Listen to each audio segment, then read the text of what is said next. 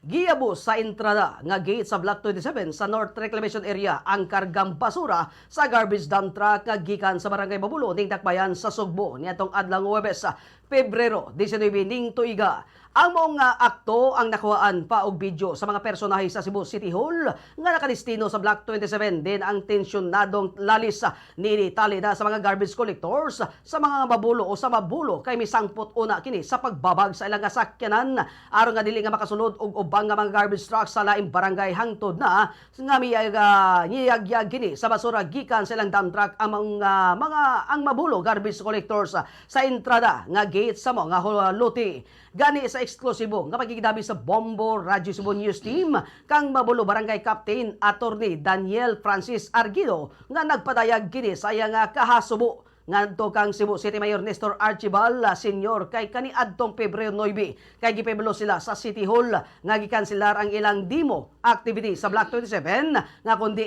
dili sila nga makalabay silang basura sa Konsolasyon Landfill tungod sa limitasyon nga gilatid sa mong pasilidad gikan sa mga basura sa Dakbayan sa Sugbo. Ingon man nga mipadala sab kini sila og liham o kini karusuhat ngadto na sa Office of the Mayor nga tugutan sila nga mokoparar sa gamayng bahin sa Block 27 aron sa ilang material recovery efforts apan takop ang kalihom lang ang ilang nadawat.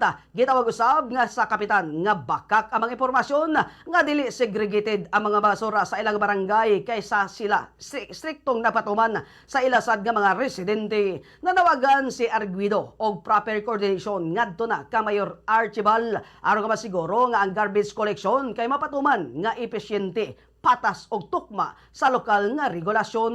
So I think that was last February 9 nga giingnan mi nga dili na makalambay dito, no? Kanya gilimit ang number of tons nga kadtong atong malambay dito ba. So matong mga garbage truck na uli nga pagid kalambay. Ben among request gamay ra gud kay nga area ato ang gamiton aron ang atong malabay dito sa landfill, gamay na lang. So ang netabo, pagkahapon, schedule na migdimo, i-cancel. Kay mananghid sa kuno sa mayor. Ingko, pag kamo may way pananghid, kamo may way kortese diri sa barangay.